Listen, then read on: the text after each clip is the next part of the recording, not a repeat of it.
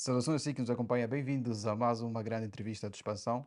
Nesta edição temos como convidado o Dr. Adilson Sequeira, que é perito contabilista e consultor, não é? Muito conhecido pelo pai do IVA. Adilson Sequeira vai nos falar um bocadinho aquilo que é o sistema tributário, muito em volta daquilo que é o imposto sobre o valor acrescentado. A quem estendo os meus cumprimentos, desde já agradeço pela disponibilidade. Obrigado, Henrique. Eu que agradeço pelo convite. Lançou recentemente duas obras, dois livros sobre o imposto sobre o valor acrescentado, IVA, né? O IVA, a Gênese do Sistema Fiscal Aduaneiro Angolano e o IVA, Sistema Tributário Angolano. O que levou a escrever essas obras? O que me levou, na realidade, a escrever as obras é para o enriquecimento não só do mundo da academia, mas também do mundo profissional. Porque o IVA é um imposto, digamos, complexo. A sua complexidade é visível mesmo a nível mundial, não só em Angola, mesmo países que estão há 30, 40 anos, ainda se vê muitas alterações e mudanças a nível da legislação do IVA e ainda há muitas dúvidas sobre a matéria. Então, por que em Angola não lançar também um livro sobre o mesmo? Depois da entrada em vigor do IVA, 1 de outubro de 2019, quando eu, digamos, saí da GT, em fevereiro de 2020, aí comecei a escrever. Nesse caso, desde o início da escrita até a conclusão, levei 4 anos. Durante esse tempo, estava a escrever as duas obras. Inicialmente era para escrever uma única obra completa, mas decidi repartir em duas. Qual é a razão? A primeira é para narrar a história, toda a envolvência que houve a nível da implementação do IVA. A estratégia, os estudos, porque muitos questionam por que a taxa de 14%, por que a escolha daquele limiar e é um dos mais altos do mundo, por que foi escolhido isto. eh, a- as questões a nível dos empresários que apresentaram, aquela envolvência dos trabalhos, do apoio da polícia fiscal no arranque do IVA, os estudos da parte eletrônica. É preciso narrar isso num único livro. Na realidade, o que está por trás da norma jurídica, que é o pensamento do legislador. Então decidi colocar isso num livro, que é um livro que não vai ser alterado, mesmo que haja alterações legislativas, é que narra a história. Agora, o outro, que é o IVA no sistema tributário, é mais prático. É que na medida que a legislação vai alterando, a legislação quer matéria fiscal, quer matéria contabilística, também vai havendo novas edições. Então é que vai ser atualizado, que atualmente já está atualizado com essa nova alteração que houve do código do IVA. E é um livro mais prático, digo mais prático, para os profissionais de contabilidade e de fiscalidade e para nesse caso, os funcionários da Administração Geral Tributária. É um livro mesmo direcionado. Também pode ser utilizado para, nesse caso, procuradores, tribunais, para o caso de tentar entender a matéria para resolver determinados litígios que vão a tribunal. E não, para além de escrever matérias gerais do próprio código, também procurei escrever matérias específicas, que é por especialidade. Só para dar um exemplo, que é o setor da banca, há um capítulo específico só para a banca, há um capítulo específico só das seguradoras, resseguradoras e intermediação de seguros, há um capítulo específico só para o setor dos petróleos e do gás, nesse caso que é explorado pela Angola LNG, um capítulo só dedicado aos contratos públicos. São matérias muito específicas, como também escrevi um capítulo sobre o IVA no setor agrário, porque há muitas dúvidas sobre essa matéria. Ou seja, essa segunda obra, o IVA, Sistema Tributário Angolano, gira em volta de vários setores Vários setores de da atividade, atividade da economia, exatamente. não é? Exatamente. Eh, Muito bem. E o que é que se espera com esse lançamento? O que é que se espera do público? Se haja maior consumo dessas obras, o que é que isto, no fundo, poderá ajudar, de facto, esses setores a entenderem melhor esta Sim. questão do IVA? Um dos grandes objetivos é o entendimento sobre o IVA. Ele em si tem a sua complexidade. Mas se os contabilistas, os fiscalistas, entenderem mais a matéria do IVA, a própria administração fiscal entender também mais a matéria do IVA, a tendência dos litígios é mais reduzida. Ou seja, a tendência é reduzir o conflito, nesse caso o contencioso. Porque quando não se conhece a matéria e quer se avançar mesmo no desconhecimento, a tendência é gerar conflitos. Mas quando se conhece a matéria, quem praticar de forma diferente e conhecendo, então já está a cometer, digamos assim, um erro propositado porque a pessoa conhece. Então, o objetivo do livro é fazer com que haja capacitação dos profissionais, quer do mercado a nível das empresas, quer da ordem dos contabilistas, a ordem dos advogados, porque tem situações que vão mesmo a litígio, e a própria administração fiscal, para o entendimento da matéria do IVA. E não versa só IVA em si, o livro, mas em quase todas as matérias ele faz uma incursão com o Código do Imposto Industrial, porque eles têm uma ligação muito forte, porque o tratamento do IVA em si, ele depois tem um impacto em sede do imposto industrial nas demonstrações financeiras. Vamos já chegar a esse ponto, mas acredita que há pouco conhecimento sobre tudo, muitos contabilistas e fiscalistas sobre essas questões ligadas ao IVA, essa matéria do IVA. Pois, embora estamos aqui, vamos fazer agora 4 anos, né, 5 anos desde a implementação do IVA. Acredita que há pouco conhecimento ou pouca experiência ainda sobre essas questões?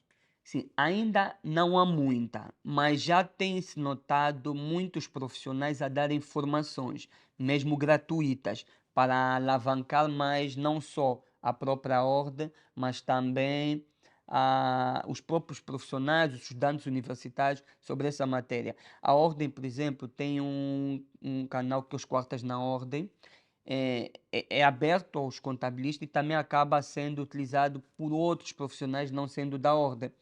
Esse é o objetivo é fazer com que haja maior conhecimento a nível das matérias específicas da tributação e da contabilidade.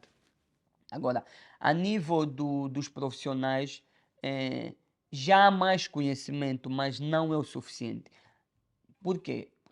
Há muito pouca escrita. Nesse momento, tenho essas duas obras do IVA.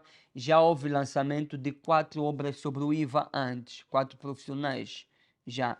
Mas ainda assim não é suficiente. É necessário escrever muito sobre o IVA. Mas quem escreve tem que ter um dado conhecimento sobre essa questão, não é? E Sempre, temos sempre. profissionais com esse conhecimento Há relativamente muitos profissionais, profissionais sim. No mercado especializados. tem. No mercado, mesmo na própria ordem, tem especialistas em matéria de fiscalidade que podem aprofundar também a matéria do IVA.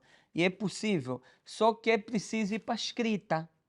Senão, o que que acontece? Temos profissionais que sabem, utilizam esse conhecimento que é para o desenvolvimento da sua atividade profissional enquanto contabilista e consultor de uma determinada empresa.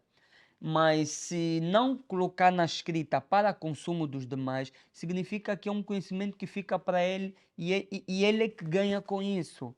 Também a empresa, porque ele vai passar os conhecimentos na empresa. Agora, qual é o impacto aos outros membros, ao público em geral? Não há. Pior ainda se ele não dá formação. E existem profissionais, então é necessário colocar na escrita, colocar em livros, para que haja pessoas que possam beber sobre o conhecimento e, de preferência, setores específicos, nesse caso de atividades. Não quer dizer que não possa aparecer alguém que venha falar sobre o IVA na banca. Pode, até eu lanço esse desafio, que é melhor que haja, que venha alguém que escreva pelo menos o IVA na banca. Um livro só IVA na banca. Necessidade de setorizar essas questões. Há necessidade, sim, porque os setores, há contabilistas que é só da banca, e é mesmo só banca.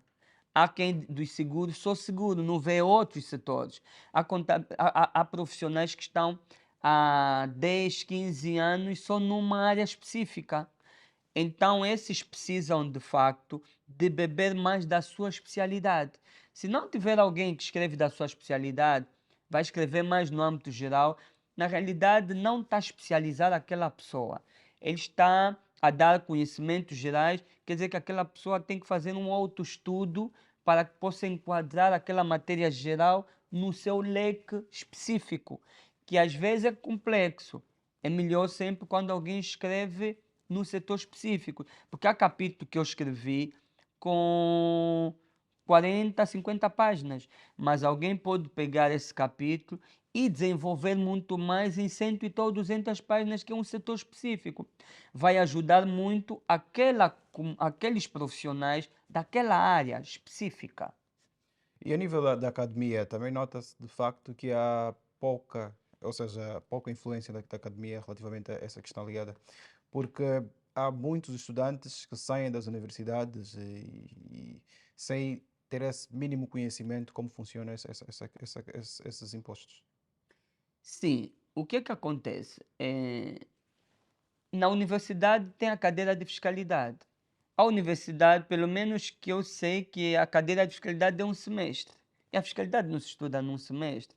Mesmo se for um ano, que é o ano letivo, não diria que é o suficiente, mas é melhor do que um semestre.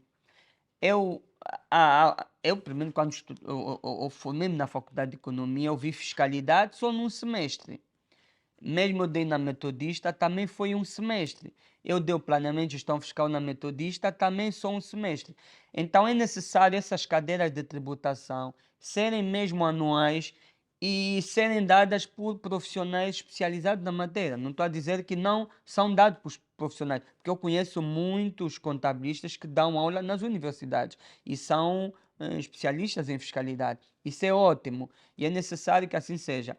Mas a fiscalidade, para melhor formar o estudante universitário, não tem que esperar o terceiro ou quarto ano a cadeira de fiscalidade, mas recomenda-se que comece a ser dado com alguma profundidade na cadeira de contabilidade. Está-se a dar o início, a contabilidade 1, ou contabilidade geral, também tem que começar a falar de impostos com alguma frequência, para quando chegar na cadeira de fiscalidade, o estudante tenha já uma base um pouco mais sólida, de modo que ele possa desenvolver melhor. É melhor preparar aquele estudante que, quando chega nessa cadeira, está vindo um estágio ou de uma empresa, de uma consultoria. Que foi o meu caso específico. Eu, quando cheguei na fiscalidade, estava da fiscalidade, já tinha o conhecimento da fiscalidade. Já tinha prática. Já tinha prática, porque eu iniciei, estou a fazer a contabilidade na universidade, também estava num escritório de contabilidade. Então já estava a aprender a teoria e a prática. Mas isso no depois traz aqui essa questão de alguns de estudantes, sobretudo do curso de contabilidade, terem essa questão prática, porque estuda-se muita teoria, não é? É muita teoria a nível do próprio das universidades e que os estudantes acabam por não ter a prática efetiva. Fazem as contas, os números das provas, não é? Fazem os lançamentos, mas não há prática efetiva como funciona uma empresa. E quando saem praticamente crus, não é? Há casos em que os técnicos que são formados em alguns centros de formação acabam por ter um conhecimento mais elevado em relação a um contabilista formado numa universidade. Sim, um estudante que termina a universidade, mas nunca passou para a prática, este não está pronto para fechar as contas. Ainda que ele diga, eu tenho muito conhecimento, eu dei até várias explicações, eu conheço. Não. São, têm horizontes diferentes. Uma coisa é teoria, outra coisa é prática. É necessário mesmo sair da teoria para a prática. Mas para sair da teoria para a prática é mesmo praticando, não é teoria com teoria, não, digamos assim, não, eu dou muitas formações no quadro do exercício, mas isso não é prática. Prática é ver os documentos, as faturas em loco, tanto faturas de clientes, faturas de fornecedores, poder classificá-los conforme se faz na academia, classificá-los, porque a classificação no papel é diferente, digamos, tem alguma especificidade relativamente à classificação a nível da academia, e é preciso classificar. Depois de classificar, é preciso lançar no sistema informático e fazer os apuramentos, reconciliações. Isso é prática e leva um tempo. É preciso passar por várias fases para chegar. Digamos que ser um contabilista sênior não é de um dia para o outro, é necessário muita prática. E a nível da nossa academia, há esse déficit de empresas que alguns países pelo menos já resolveram, que é empresas de consultoria ou de formação específica que dão estágios. A pessoa vai fazer o estágio, paga mesmo o estágio e está a fazer a universidade e ao mesmo tempo está a fazer a prática. Para quando sair da universidade está pronto, não diria pronto, mas tem um conhecimento mínimo para o mercado. Se isso não acontece, vai ser exatamente o que acontece hoje. Temos estudantes universitários que não têm emprego. Eu recebo muitas solicitações de estudantes universitários a pedir estágio, a pedir oportunidade de ser assistente. Eles não estão. Até quem diz, eu não, mesmo que não me pagar nada, eu quero é a prática, eu quero é aprender. E às vezes eles notam, não, tem um centro profissional que dá formação. Às vezes os centros têm 2 meses, um mês intensivo, 2 meses, 3 meses para fazer o estágio. Só que ele vai fazer o estágio, mas é necessário depois do estágio ter a oportunidade do emprego. Porque se ele não tiver a oportunidade do emprego depois de fazer a formação prática, ser júnior, ser sênior, vai acabar esquecendo a matéria. Mas é necessário que hajam mesmo empresas especializadas na matéria de contabilidade e fiscalidade e para dar estágios, ainda que for que os estudantes tenham de pagar, mas tem que se formar mais os estudantes universitários. Senão vamos ter muitos estudantes universitários a saírem da universidade sem a prática e a procuram de emprego. Vamos já voltar a essa questão. Ainda assim, vamos voltar aqui à questão do IVA, né? Estávamos aqui, de princípio, a debater relativamente também ao livro. Muitos o atribuem o título de pai do IVA, não é? Já muitas vezes afirmou que o IVA foi feito para Angola e por angolanos. Entretanto, passado 4 anos, este ano acho que Fez o quarto, sim, já fez quatro. fez o quarto, Fez acho que sim. outubro. Outubro, sim. Outubro marca-se o quinto O quinto ano, aniversário do exatamente. IVA. Do IVA. Entretanto, ao seu entender, não é? O que correu bem e o que correu mal com a implementação do IVA. É assim, a própria implementação em si, eu diria que não correu mal. Tudo foi feito, digamos assim, na medida. Aquilo que eram as visões da AGT, que partiu do grupo técnico, que ficou a visão da AGT, digamos, para o nosso caso, nada falhou. Foi tudo feito. E até antes da entrada em vigor do IVA, foram feitos muitos instrutivos circulares de interpretação das normas. Eu até retrato isso no, no, no livro da Gênese. Tem um capítulo que fala do legislador e tem uma parte onde tem todos os instrutivos, todas as circulares que foram produzidas antes da entrada em vigor do IVA. São muitas, muitas. Para que foi feito isso? Para o entendimento, porque não basta olhar na redação legal do código e dizer que entendi. Mesmo assim, houve muita dificuldade. O que se fez? Muita produção de instrutivos circulares para melhor compreensão. O IVA foi feito por angolanos. Nós não tivemos consultores estrangeiros. Não houve Porquê consultor que não estrangeiro. houve consultor estrangeiro? Uma vez que, era que é o imposto que estava a ser implementado eh, pela primeira vez em Angola e a nível da SADC já se tinha implementado. Porquê que não houve? Foi um desafio que que na realidade que eu pessoalmente levei ao Conselho de Administração, que eu não quero consultores, eu fui mesmo bem claro, eu não quero consultores para ser o consultor do IVA. Eu sei que nós precisamos de conhecimento, mas aqui eu só quero duas entidades para nos dar informações para o IVA. Nós pedimos interação com as autoridades tributárias de outros países. Houve visitas que nós fizemos a outros países, que são vários países, que é o caso de Portugal, Uruguai, Cabo Verde, Moçambique, Uganda, África do Sul, Uruguai. Ou seja, são esses vários países que nós visitamos, esses países, para beber do conhecimento. Na realidade, é a autoridade tributária angolana que está a visitar a autoridade tributária daquele país. E ele, ao passarem o conhecimento, é melhor. Por quê? Porque eles passam ao colega. Ele não é diferente de um consultor a passar, porque, digamos assim, o consultor pode não dar tudo. Existem regras, porque eu também já estive em trabalhos que tinha consultores e não bebia tudo. Porque há coisas até que nem eram produzidas em outros lados. Então, havia essa limitação. Mas não é isso que nós queríamos. Então, nós bebemos de outros especialistas na matéria IVA dos outros países, tratavam-nos como colega. Essa é uma visão. E a outra que nós pedimos é o apoio do Fundo Monetário, que é o FMI, mas não pedimos que o Fundo Monetário venha fazer as coisas por nós. Não.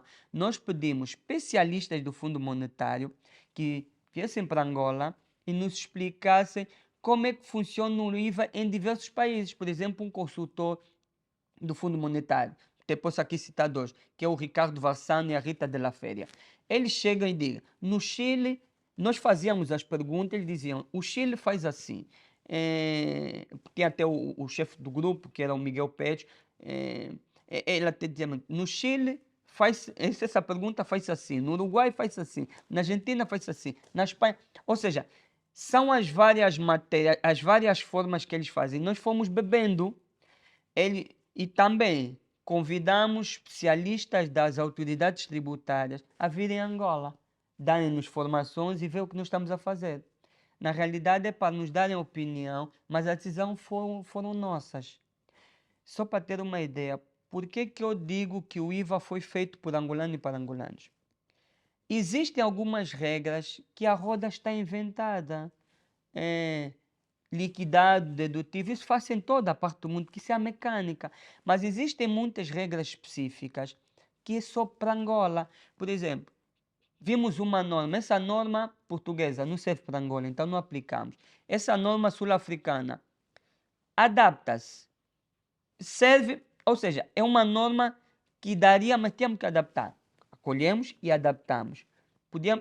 Dizemos, por exemplo, do Uruguai e de Espanha. Se juntar, serve para Angola. Isso também eu explico no livro da gente. Então, fomos fazendo essas ligações para ter uma norma específica para Angola. E isso é para reforçar a questão do IVA cativo. Não existe em nenhuma outra parte do mundo, só em Angola. Por que tomou essa decisão do IVA cativo? Por causa de duas situações que acontecem, quer na administração pública, quer no setor petrolífero. Quais são em concreto? No setor petrolífero, existem dois grandes momentos. Tem um momento em que a emissão da fatura do fornecedor à indústria petrolífera, neste momento em que a emissão, que ele ainda não validou a fatura. Não estamos a falar ainda de pagamento. E depois tem um momento entre o pagamento, ou seja, o momento da validação e o pagamento.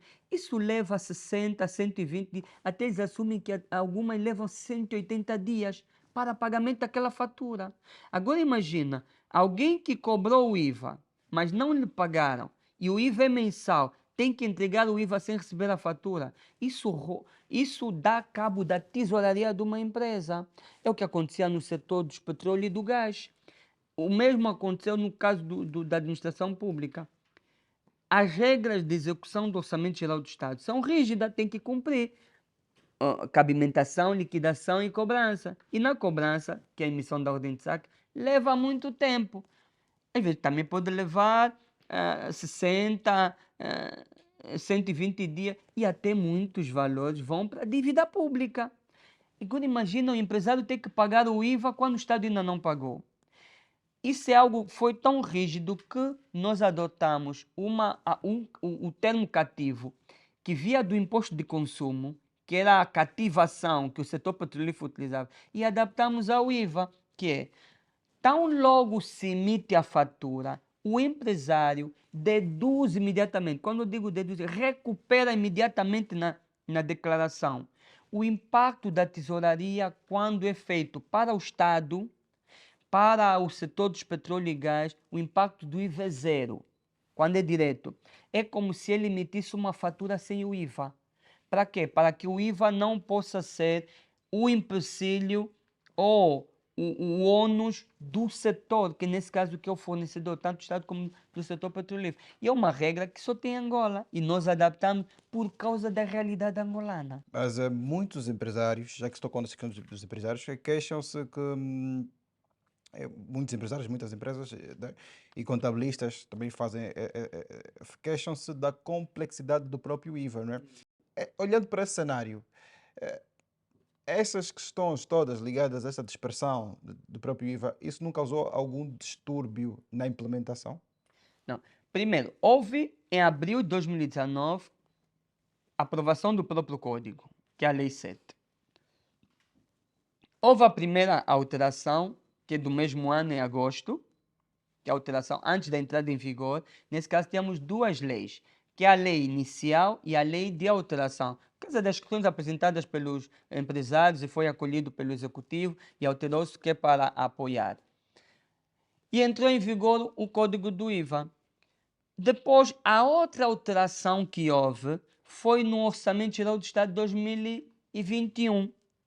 Quer dizer, e as normas, na realidade, foram sendo replicadas a todos os anos, 21, 22 e 23, essas alterações. Digamos que é um exercício, sim, que os contabilistas profissionais teriam de ter, o que teriam que ler o código, a alteração que houve no OGE, mas isso é um exercício legal que eles não tinham hipótese. Mas com essa nova alteração que houve do código do IVA, o legislador, digamos assim, teve uma ideia ótima, que fez uma republicação. O que é que ele fez? Para além da própria lei em si, que é a nova lei, que é a Lei 23, dessa alteração do Código do IVA, são as alterações que se refere ao Código, depois dos quadros, logo a seguir, tem a republicação, que é o código completo. Quer dizer que completa a lei inicial, aquela alteração e a alteração que houve essa última. E ficou tudo num único código.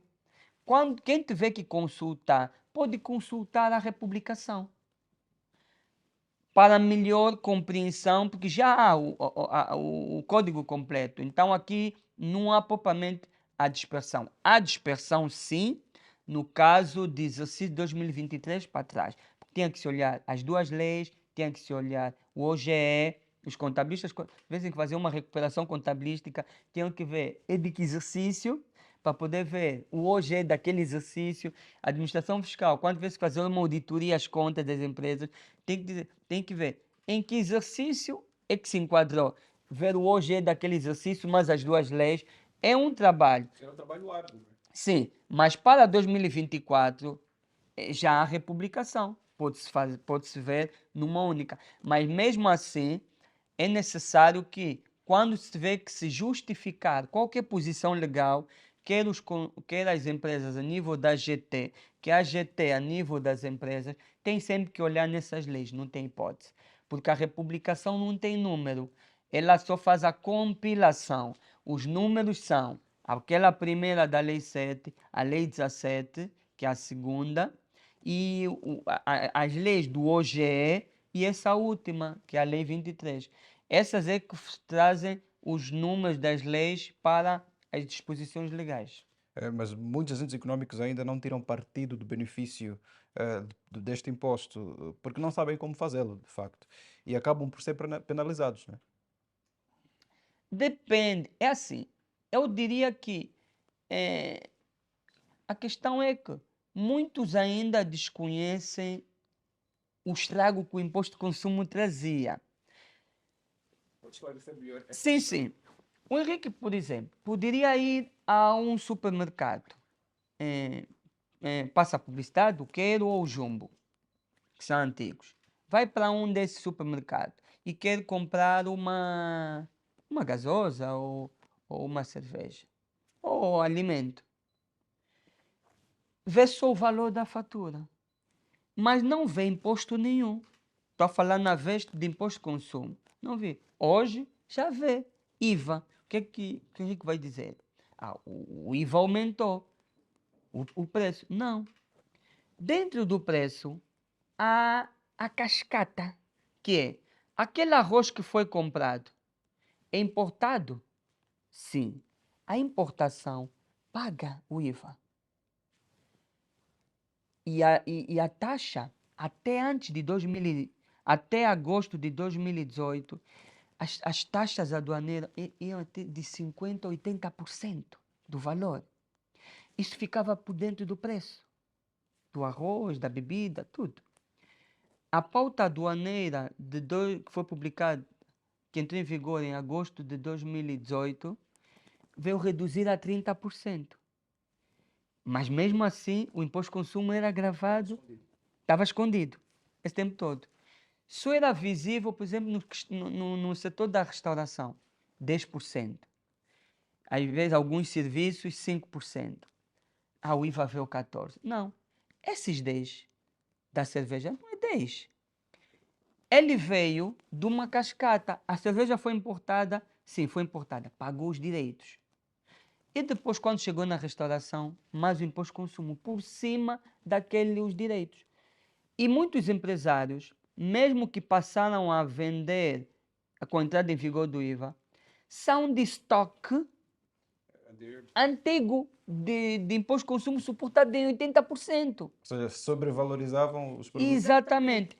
E havia duas grandes preocupações, nesse caso do grupo técnico, por causa dessa questão de estancar o preço. Um deles é enxugar o imposto de consumo nas mercadorias, porque se colocar o IVA por cima, aumenta. Nesse caso, o consumidor sente. E o outro é atualização do estoque por causa da alteração do câmbio. O que é que se fez a nível legal? Isso está na lei que aprova o código. Quem compra uma mercadoria e tem imposto de consumo, no momento da formação do preço, tem que retirar o imposto de consumo. Tanto o imposto de consumo da importação como o imposto de consumo da produção nacional. Para ficar livre. Agora imagina 80% ou 30% do imposto de consumo na mercadoria retirado. Fica só o preço da mercadoria. E o que é que se diz? Coloca agora o IVA por cima. O empresário diz, mas eu suportei, vou perder. Não, não perde. Esse valor recupera no imposto industrial na coleta. Suponhamos que ele ao retirar deu 10 milhões de kwanza. E o imposto industrial que ele tem que pagar no ano, naquele determinado ano que ele vendeu a mercadoria e retirou, é de 12 milhões. Só pagava 2 milhões. Recuperava todo o imposto de consumo que ele suportou. Isso estava legalmente. E os empresários sabem disso. E eu vi que muitos fizeram. Não consigo dizer se todos fizeram, mas muitos fizeram. E a questão do câmbio. Com a entrada em vigor do IVA, houve uma alteração do câmbio, todo mundo sabe. Houve aquela questão da mudança também do regime cambial Sim, que fixo. ficou livre. O que é que acontece? Como ficou livre, que foi a medida, os empresários olharam. Se eu comprei a 10 e eu tenho tendência de vender a 12 para eu ganhar o meu lucro de 2. Um exemplo, a título de exemplo. Eu vou vender a 12. Quando eu tiver que depois receber este dinheiro para ir comprar nova mercadoria, vou encontrar a 15, porque o meu fornecedor aumentou o preço por causa do câmbio. O que é que o empresário fez? Atualizou o estoque. Atualizou o estoque com um novo câmbio. E ao vender, vendeu com um novo estoque. Por isso que os preços a subir. Exatamente. Pese embora também houve algumas especulações na altura, porque houve até julgamentos sumários que foi feito a nível dos tribunais. Porque há quem cobrava indevidamente e há quem não tirava o imposto de consumo, colocava o IVA por cima. E são situações também que eu retrato mesmo no próprio livro da Gênese. Isso tudo também pesou para que implementassem uma taxa de 14%, que na altura já se debatia muito ser uma taxa muito alta, Vou porque já, estávamos vou já a tocar aí na implementar pela taxa. primeira vez. Vou já tocar aí na taxa. Esta questão depois do preço, consumidor final, ao ir comprar, mas eu comprava a 10, agora estou a ver está 17, subiu, vai apontar o que é o IVA, mas não foi o IVA. Houve duas grandes razões. A alteração do estoque por parte dos empresários, por causa da variação cambial, e o outro que é não expurgar o imposto de consumo, que é colocar o IVA por cima. O empresário, se não fizesse esse exercício, que houve explicações para ele fazer isso, e fazia-se com que o consumidor final pagasse mais. E é o que vivenciou-se muito na altura. Agora, questionou-se a questão da taxa. Houve estudo, houve 3 estudos. Houve o estudo da Universidade Agostinho Neto, de Angola, houve estudo do Fundo Monetário e houve estudo de uma consultoria estrangeira que se pediu para fazer um estudo sobre qual é a melhor taxa a ser aplicada em Angola. A Universidade Agostinho Neto apontou uma taxa de 15%. A consultoria apontou uma taxa de 16%. E tem o Fundo Monetário que apontou uma taxa de 15%. Os estudos que eles fizeram. Essas taxas todas acima da média da SADC. Exatamente, porque a média da SADC é de 15%. É a média da SADC. Mas apontou-se acima da média. Mas o que é que foi decidido a nível da implementação? Vamos colocar uma taxa abaixo, que é de 14%. E mesmo a nível da SADC, a taxa mais baixa é o do Botsuana, 12%, e única. Tudo o resto é de 15% para cima. Moçambique tem o mesmo nível de informalidade, ou até pode ser mais, não sei, que Angola, e a taxa é 17%, já tem IVA há mais de 20 anos. A mais alta é de Madagascar, 20%. E vive-se. Então Angola decidiu colocar abaixo da SADC, 14%. E não foi a taxa que apontaram os estudos, foi a taxa mais baixa dos estudos. Mas ainda assim, olhando para o nosso cenário macroeconômico, isso não pesou muito a população, porque isso debatia-se muito essa questão do IVA. E há quem defendia uma taxa mais baixa e que fosse implementada de forma faseada. A questão Entretanto, depois também teve aquela alteração em que a taxa desceu e foi dada aquela exceção para 7%. Como é que olha para este todo o cenário? 7% para o setor hoteleiro. Cumprindo aí alguns requisitos que a lei obriga, mas é para o setor hoteleiro especificamente, que está abaixo até porque mesmo a legislação da SADC obriga que os países da SADC têm que cobrar no mínimo 10, mínimo, né? Mas houve essa exceção, que é o caso de abaixo, 7%. Mas, digamos assim, eu aqui vou falar academicamente falando. No mundo profissional, quem é que garante, porque isso está mesmo provado cientificamente, mesmo os doutrinadores falam sobre isso, quem é que garante com a redução do imposto a redução do preço? Não é essa garantia. Se o empresário vende 10, vende, por exemplo, 14, em que 4 é o IVA, é o imposto, por exemplo, e 10 é o produto, e ele vende tudo. E vem lhe dizer, o imposto não vais cobrar mais 4, vais cobrar 2, metade. Então ele na realidade tinha que vender quanto? 12. Se ele vende 14, vende tudo, quem é que garante que ele não vai vender o mesmo preço? O que acontece? O imposto ele vai cobrar mesmo 2, mas nós estamos na era dos preços livres. Aquela parte que ele deixou de pagar, ele pode incluir no lucro, aumentar mais o lucro e continuar a vender o preço que ele pratica. Ou seja, não há essa garantia de facto. Quando há redução da taxa, na realidade o que houve é o Estado abdicou de receita, deixou de receber parte como receita fiscal. Agora, beneficiou os utentes? Depende.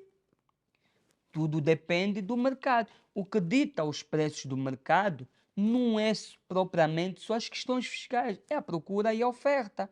Tem que haver muita oferta para que haja maior concorrência e os preços reduzem, porque as margens de lucro dos empresários, muitas delas ainda são altas e muitos não estão dispostos a baixar porque ainda vendem muito. Há quem vai baixando, criando políticas de preço para escoar muito, para garantir que ele consiga vender tudo o que ele produziu ou comprou para revender.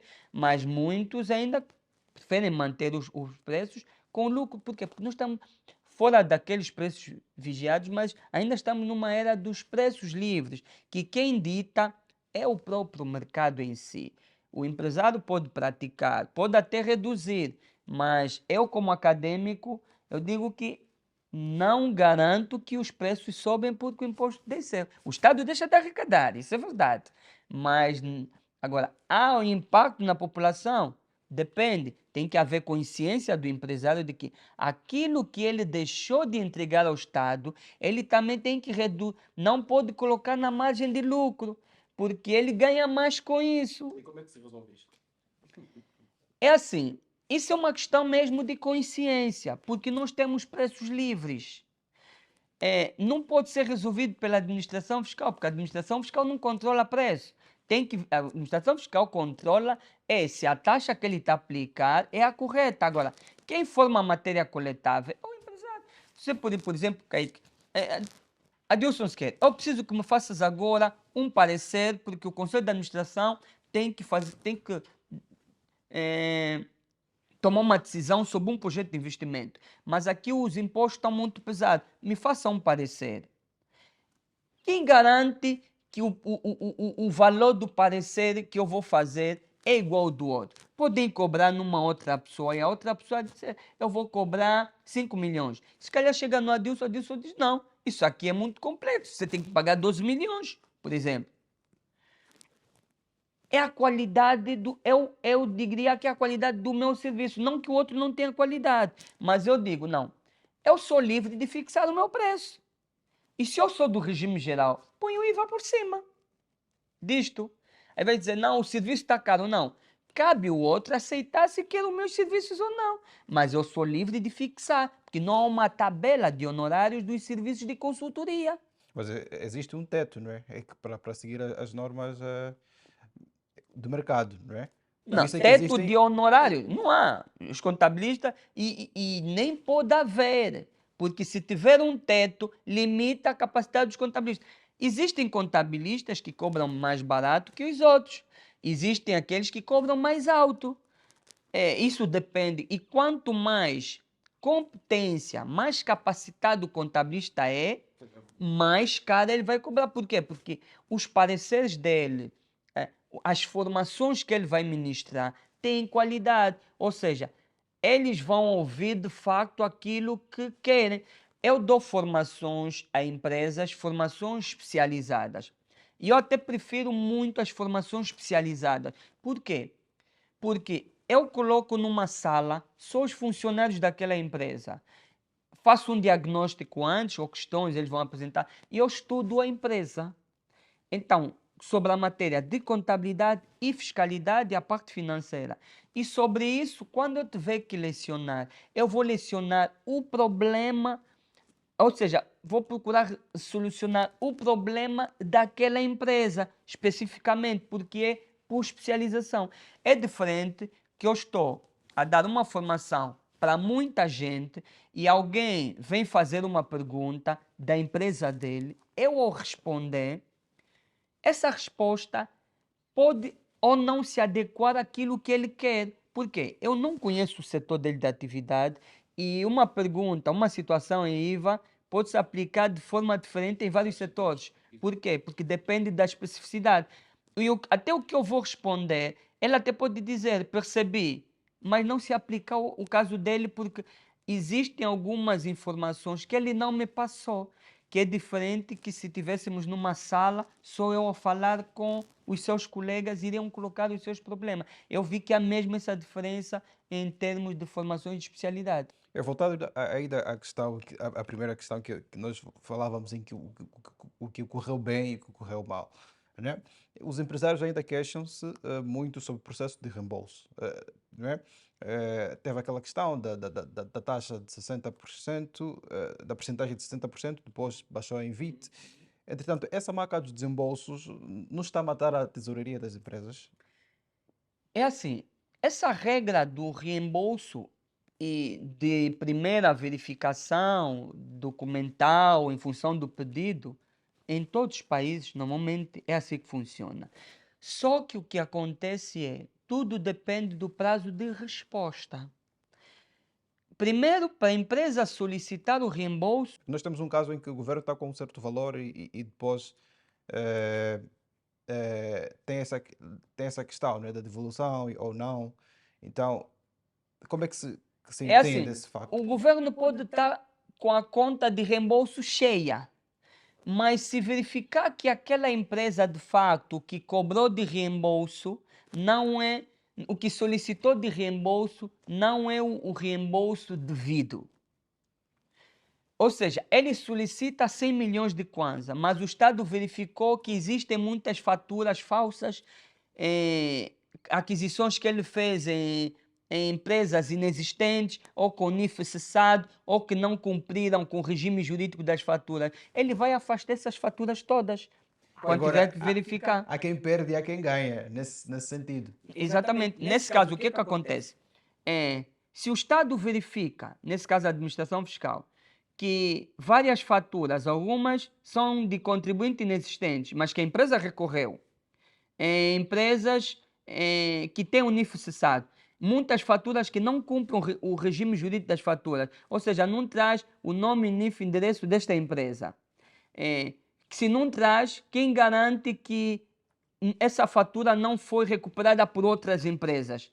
Então, isto, se ele pediu reembolso de 100 milhões, se ele pediu reembolso de 100 milhões, o Estado verifica que 20 milhões são indevidos, então não vai dar os 20, vai dar simplesmente os 80. Aqueles 20 é revertido a favor do Estado, porque não há garantia de facto que o Estado recebeu do outro lado.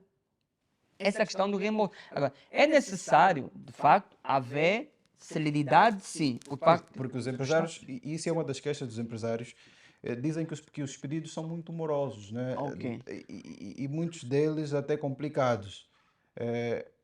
O que é necessário para mudar este Tem, cenário? sim, tem duas situações aqui que é necessário. Uma que é do lado das empresas e outra que é mesmo do lado da administração fiscal. Primeiro, a administração fiscal também tem que olhar a questão da. Não diria que tem contribuintes especiais, não.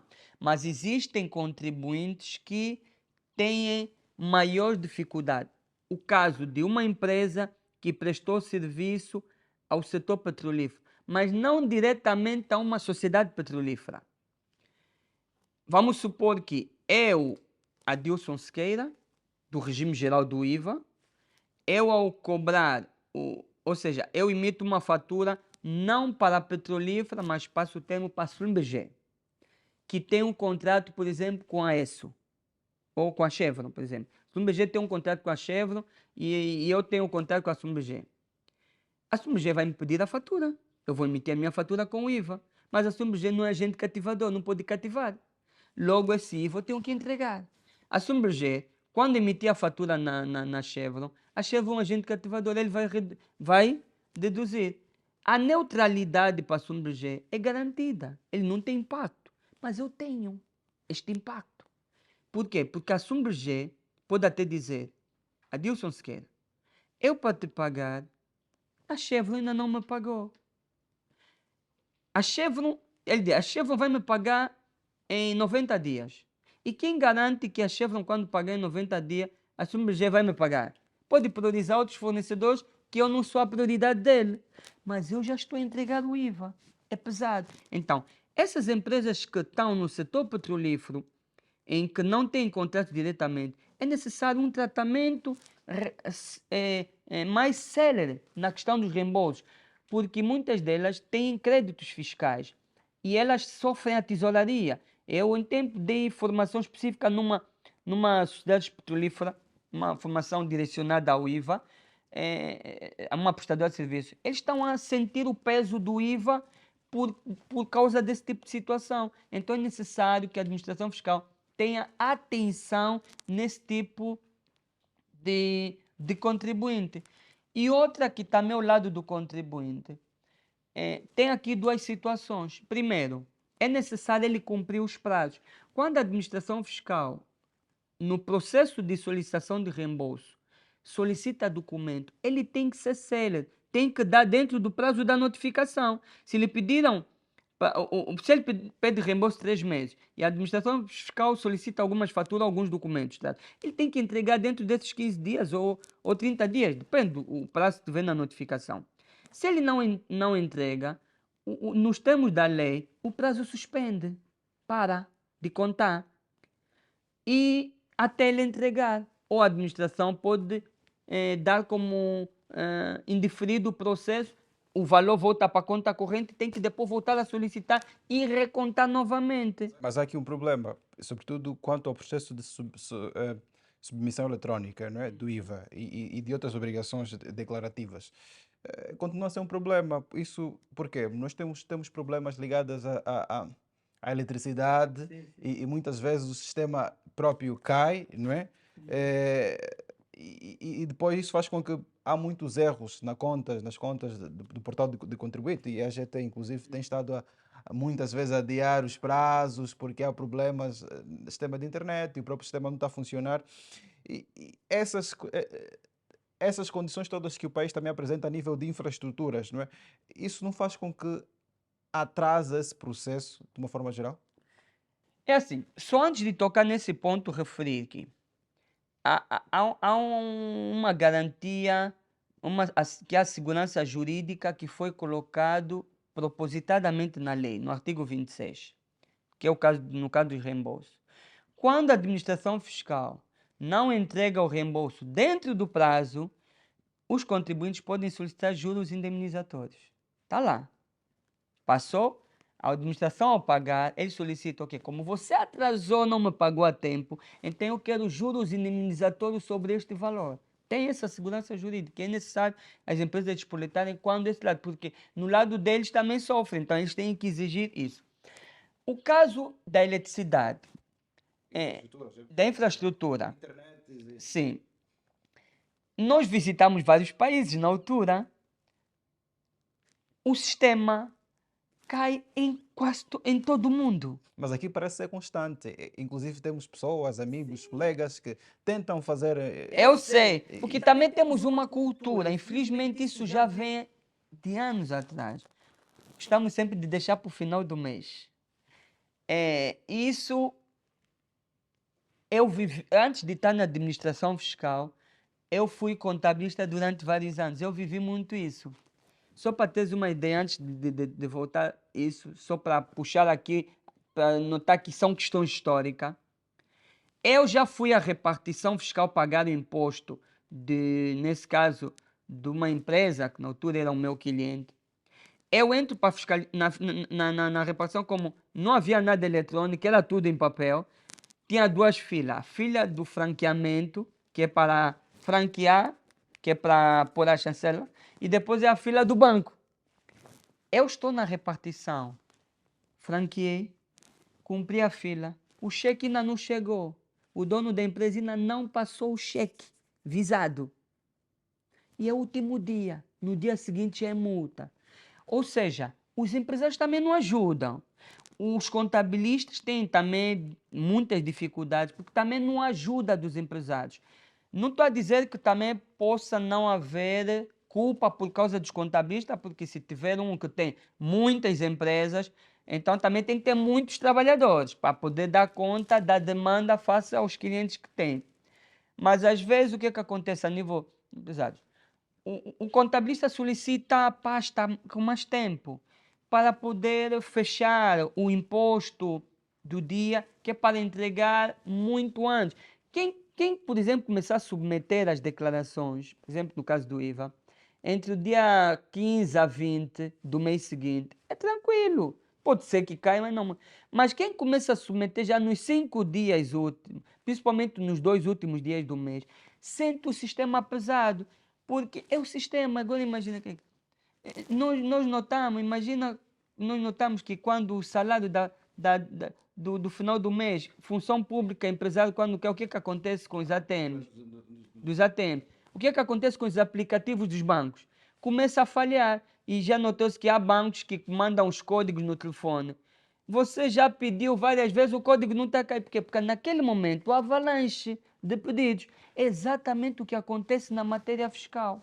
No final do mês, a avalanche, todo mundo a pedir. É que se haver aqui um rigor, eu quando falo desse rigor até, calhar, explico isso também no livro da Gênese, que é a questão do compliance fiscal, que eu desenvolvi por causa dessa experiência que eu tive, que é necessário, se as empresas montarem o compliance fiscal dentro da sua estrutura, vai melhorar o cumprimento das obrigações fiscais. Não chegar até o final do mês.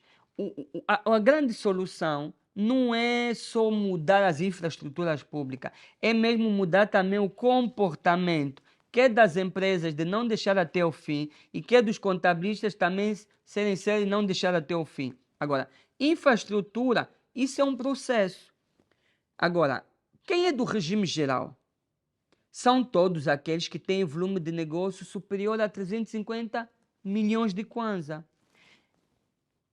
Se a lei, quando configura do regime geral, parte do princípio que esse tem estrutura informática. Quem não é do regime geral? Por exemplo, do regime simplificado, são todos aqueles que têm 25 milhões de kwanza, de 25 e menos de até 350. Esses são do regime simplificado, que a declaração também é simplificada, é muito mais simples. Não é igual do regime geral, que tem que preencher aquele rigor todo que é mais complexo. E abaixo é o regime de exclusão. É mesmo exclusão. Quem tem volume anual até 25 milhões não está sujeito a essas obrigações do IVA. Não está. É mesmo para proteger. Por isso que no arranque do IVA foi criado o regime de exclusão, que era até 250 mil dólares, que na altura classificou-se a 63 milhões. Era mesmo para excluir todos esses pequenos. Para não terem, exatamente, porque alguém que tem 10 milhões de kwanza, às vezes a internet são megabytes, às vezes tem poucos megabytes. Então a net é lenta. Agora, quem tem volume de negócio alto, também tem que ter infraestrutura. A infraestrutura é o quê? É investimento. Ele não pode entender como um gasto, como uma despesa em si. Tem que considerar como um investimento. Então tem que gastar. Não pode pôr uma infraestrutura pequena quando ele tem dinheiro. Isso ajuda no compliance fiscal, que é o cumprimento das suas obrigações. Se ganhar essa consciência, quer a nível das empresas, quer a nível... E também tem que saber ouvir os contabilistas, porque muitas empresas não ouvem os contabilistas. Há empresários que é difícil de lidar. Eu dou muitas formações aos contabilistas, a formadores de contabilidade, que eles vêm sempre contar os que os seus formandos dizem e os próprios formandos que têm dificuldade de lidar porque os empresários são mesmo complicados. E outros dizem que é o meu patrão, porque são contabilistas certificados, mas estão numa empresa. Dizem que o meu patrão é difícil. Então tem que saber ouvir, porque ele é que é o profissional da especialidade. Cada um com a sua especialidade. Nós quando vamos para o hospital, o que é que acontece? Não o médico. Ele é que é o especialista. Só devemos dizer o que é que nós temos, ele é que vai fazer o diagnóstico. Muito bem. De uma forma geral, como olha para o atual regime de autofaturação em Angola? Assim, o regime da autofaturação tem um lado positivo e um lado negativo. O lado negativo, ou seja, primeiro, o lado positivo da autofaturação é que as empresas os agentes econômicos pequenos que não conseguem emitir fatura, não há impedimento que as empresas grandes possam recorrer aos seus serviços ou aos seus bens para comprar. A autofaturação resolve isso. Principalmente nós verificamos muito no setor agrário.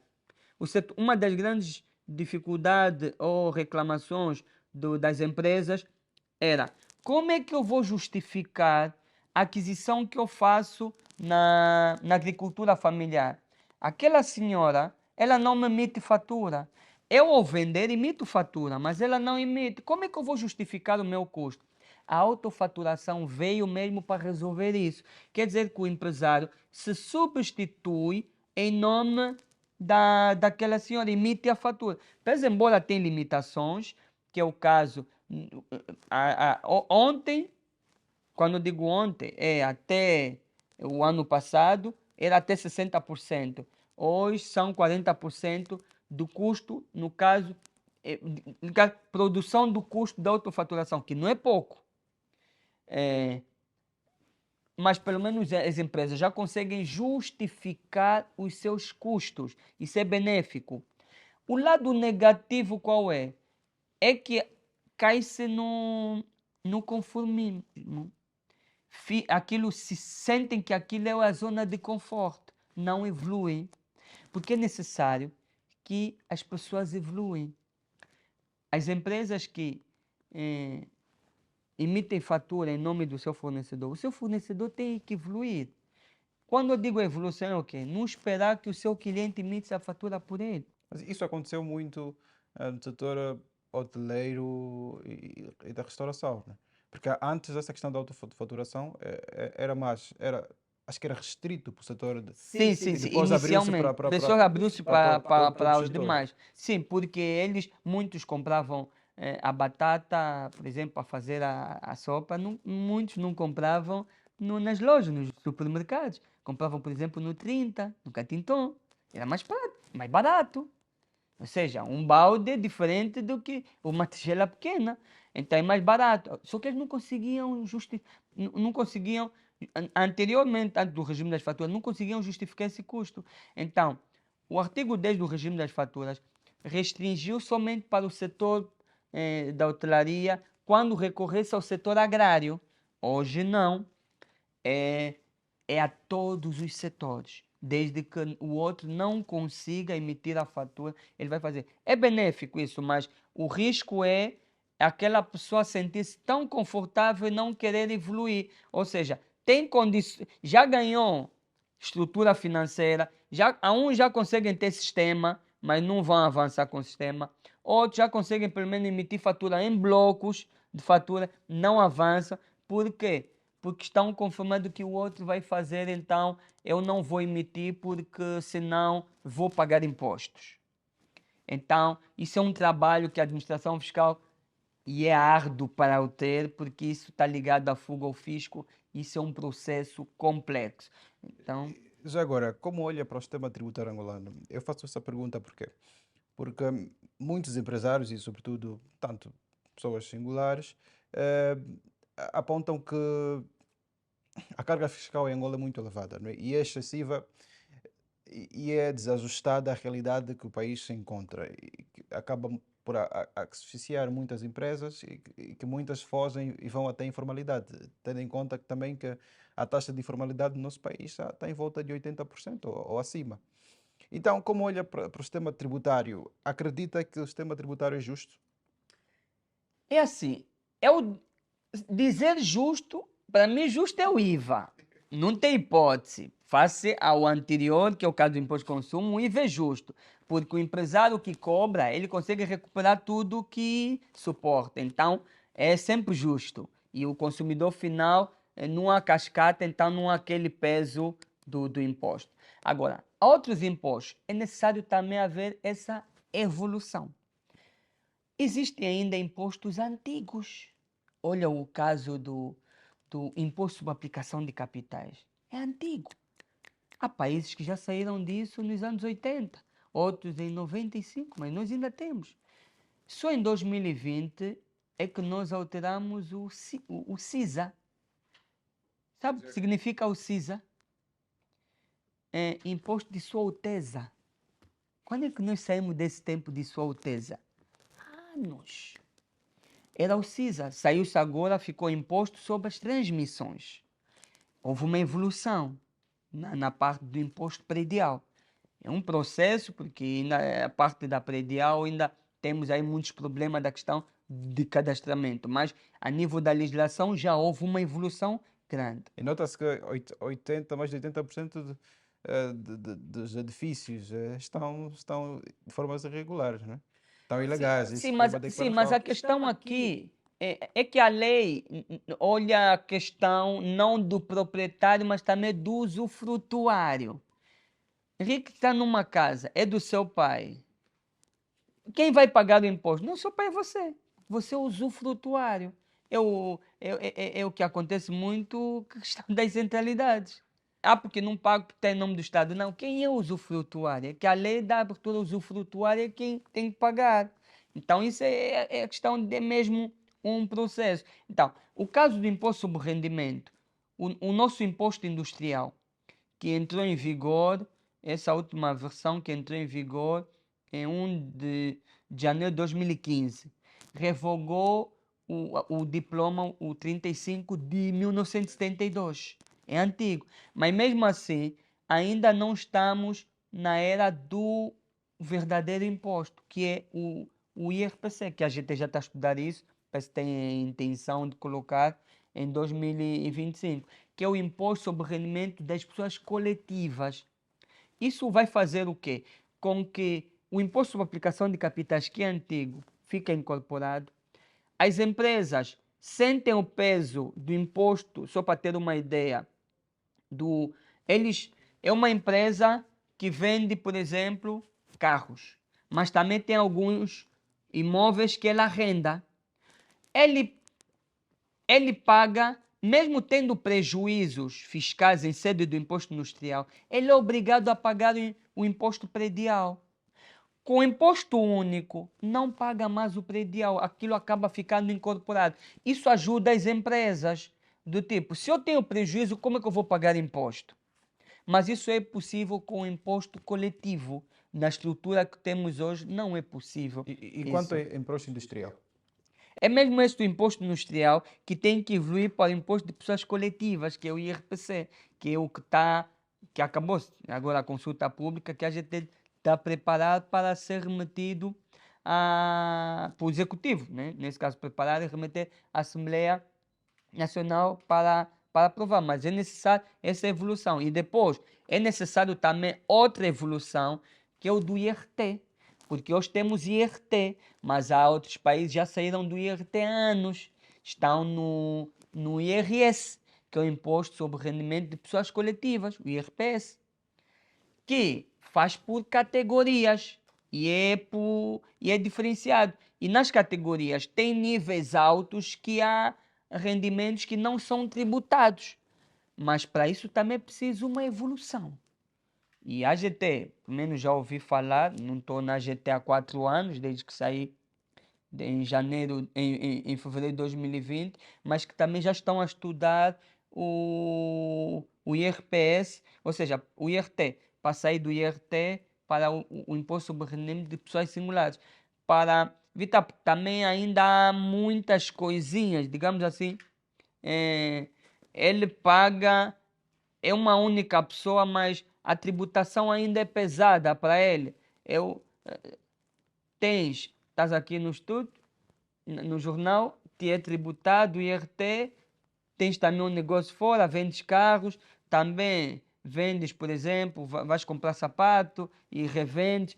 Essa tributação, se é ou não justa, ou seja, com o imposto de rendimento de pessoas singulares, isso tudo é agrupado numa única pessoa e existem benefícios fiscais que também devem ser muito trabalhados eh, em torno disso, porque os benefícios fiscais ainda precisam ser muito direcionados. Ainda, eu diria que ainda precisa-se de mais benefícios fiscais, porque o Estado tem que abdicar um pouco mais. Eu sei que a questão é a consolidação da receita para garantir, porque o Estado precisa de imposto para cobrir com as despesas, mas é necessário também incentivos fiscais e a consciência de que eu que sou empresário tenho o benefício, tenho que dar a contrapartida do benefício que me é dado.